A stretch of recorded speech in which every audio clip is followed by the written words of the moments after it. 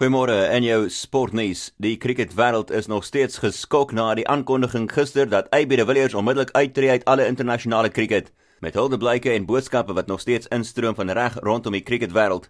'n Ou vriend van AB de Villiers, Suid-Afrika se huidige cricketkaptein Faf du Plessis, was vol lof gewees vir die voormalige Proteas kolwer en het gesê dit is hartseer dat die paar nooit weer saam sal kolf vir die nasionale span nie, terwyl voormalige Indiese kaptein Sachin Tendulkar gesê het dat AB beslis gemis sal word. Die 34-jarige bring 'n einde aan 'n 14 jaar internasionale loopbaan waar tydens hy 114 toetse gespeel het, 228 eendagwedstryde en 78 internasionale 2020s. Ganesh Karthik het 52 lopies aangeteken en Andre Russell 'n vinnige onoorwonde 49 om te help dat die Kolkata Knight Riders die Rajasthan Royals uitskakel uit die seisoen se Indiese Premierliga met 'n 25 lopie oorwinning in die uitklopwedstryd gisterand. Tweemaal kampioene, die Knight Riders, gaan nou te staan kom teen die Sunrisers Hyderabad in die tweede kwalifikasiewedstryd môre in Kolkata om hulle plek te probeer bespreek in die eindstryd waar die Chennai Super Kings wag.